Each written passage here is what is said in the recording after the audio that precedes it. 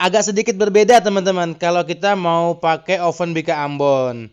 Di bagian bawahnya ini sudah kita lapisi dengan pasir dengan ketebalan 2 cm untuk menghasilkan sarang-sarang yang maksimal seperti ini.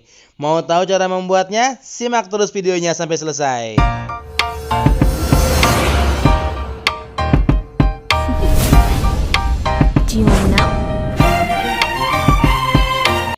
Assalamualaikum warahmatullahi wabarakatuh. Welcome back to my channel. Selamat datang kembali di channel Baking TV. Kali ini kita akan mendemokan cara membuat Bika Ambon sekaligus mereview cara penggunaan ovennya. Ini oven khusus teman-teman. Cara menghidupkan apinya dengan cara seperti ini. Dipancing dengan korek api atau pemantik. Kerannya ada di sebelah kanan seperti ini teman-teman. Mungkin yang sudah biasa menggunakan oven kaleng sudah tidak asing lagi. Tapi untuk yang baru pertama kali coba, nah ini sebelah kanan itu adalah keran gasnya untuk membuka tutup gas yang ada di dalam ini nih ovennya, atau membesarkan dan mengecilkan api oven jika sudah menyala. Nah kemudian setelah menyala kita tutup. Nah di dalamnya ini ada pasirnya nih. Sedikit keunikan dari oven-oven yang lain adalah oven kita ini sudah kita lapisi dengan pasir dengan ketebalan lebih kurang 2 cm.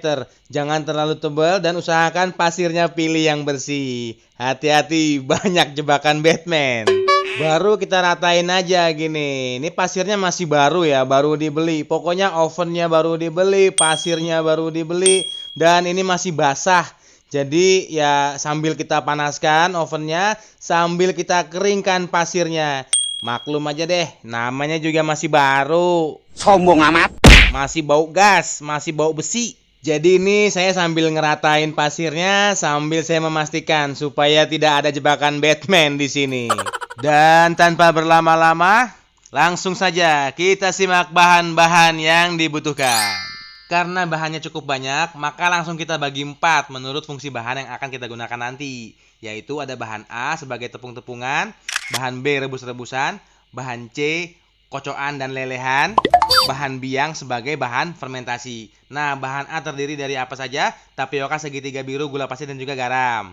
Kemudian bahan B ini adalah santan kental, air, daun jeruk, daun pandan, pewarna kuning. Ini merupakan resep ekonomis, praktis, mudah, hemat, dan juga rasanya oke lah ya. Kalau kita mau tambahin wangi, kita juga boleh tambahin daun pandan atau daun jeruk. Nah, sambil ngerebus, kita sambil aduk-aduk supaya santannya tidak pecah. Di tempat terpisah, bahan C nih, telur kocok lepas, dan juga nanti ada margarin cair. Dan sebagai penentunya ada di sini yaitu bahan biang, terdiri dari gula pasir, segitiga biru, ragi, dan juga air. Jadi kalau ada yang bilang Bika Ambon itu nggak halal, jangan langsung percaya dulu ya teman-teman. Bisa jadi bahan yang digunakan seperti yang kita peragakan pada episode kali ini. Karena kemungkinannya itu terletak pada bahan yang digunakan, yaitu tuak atau air nira. Tapi itu dulu ya teman-teman. Bisa jadi sekarang sudah menggunakan air atau air kelapa seperti yang kita gunakan ini. Kemudian ini bahan C yang tadi, telurnya kita kocok lepas aja seperti ini untuk memudahkan pencampurannya nanti. Kemudian untuk bahan B yang rebus-rebusan tadi sudah agak dingin. Ini sudah bisa kita campur dengan bahan biang yang sudah kita diamkan selama lebih kurang 15 menit. Atau jika sudah berbuih dan juga sudah terjadi reaksi dari ragi yang sudah difermentasi. Bahan biang inilah yang membuat Bika Ambon jadi bersarang dan memiliki aroma yang khas dan juga wangi. Jika bahan biangnya sudah kita tuang semua ke bahan B atau ke bahan rebus-rebusan, ini kemudian kita aduk rata saja, bisa menggunakan sendok kayu ya, sendok biasa juga boleh sih. Ini kita aduk rata supaya tercampur dengan baik. Jika bahan biangnya sudah tercampur semua dengan bahan B, ini kita aduk-aduk rata. Kemudian kita tuang ke bahan A atau ke bahan tepung-tepungan. Kita tuangnya sedikit-sedikit sambil diaduk dengan spatula. Atau kita mau aduk pakai sendok kayu atau kita aduk dengan tangan juga nggak apa-apa teman-teman. Yang penting tujuannya adalah untuk menghindari terjadinya gumpalan akibat kita mencampurnya terlalu banyak. Jadi dituang sedikit, sambil diaduk-aduk. Nanti kalau kira-kira sudah teraduk dan sudah cukup rata, ditambahkan lagi bahan cairan tadi, yaitu bahan B yang sudah dicampur dengan bahan biang. Nah, ini belum cukup nih, masih ada sisa lagi, siram lagi. Diaduk-aduk lagi dengan spatula plastik, nanti dia akan lama-lama akan licin gitu. Dan langkah ini kita ulangi terus sampai bahan rebus-rebusan yang sudah dicampur dengan biang tadi sudah dituang semua. Ini masih ada nih teman-teman. Jadi sudah seperti ini, disiram lagi sedikit, aduk lagi. Nanti kalau sudah teraduk, sudah rata, baru disiram lagi dan lakukan seperti itu terus. Kemudian kita masukkan nih bahan yang terakhir, yaitu bahan C atau bahan kocok-kocokan dan juga bahan leleh-lelehan. Yang pertama, bahan kocok-kocokannya dulu nih, telur yang sudah dikocok lepas seperti ini. Kita tuang sambil terus diaduk. Ini sepertinya kocok telurnya ini lepas landas nih. Soalnya kelihatannya pengocokannya belum bagus banget nih, belum rata banget. Jadi nanti pas terakhir-terakhir kita wajib saring supaya nanti pengembangan dari BK Ambonnya itu maksimal lah hasilnya.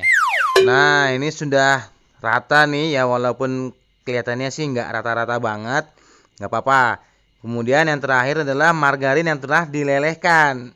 Ini bukan dilelehkan tapi dicairkan kayaknya nih, karena sudah terpisah antara minyak dan juga air. Ya nggak masalah lah, untuk BK Ambon ini tidak terlalu masalah. Tapi sebaiknya waktu melelehkan margarin jangan sampai terpisah ya teman-teman. Nah, proses pencampuran bahan adonan BK Ambon sudah selesai semua nih, karena semua bahan sudah dicampur jadi satu seperti ini. Kemudian adonan yang sudah jadi kita diamkan selama 1 jam atau hingga berbuih. Untuk selanjutnya kita panggang. Tapi sebelumnya kita harus diamkan dulu selama lebih kurang 1 jam. Oke teman-teman? 1 hour later. Setelah difermentasi lebih kurang 1 jam, adonan BK Ambon yang baik akan berubah seperti ini teman-teman. Berbuih, berbusa, ya ini merupakan reaksi dari fermentasi ragi. Lalu kita saring di atas loyang yang akan kita pergunakan. Ini kita gunakan loyang 22 cm x 22 cm. Dan jangan lupa loyangnya harus dipoles terlebih dahulu ya.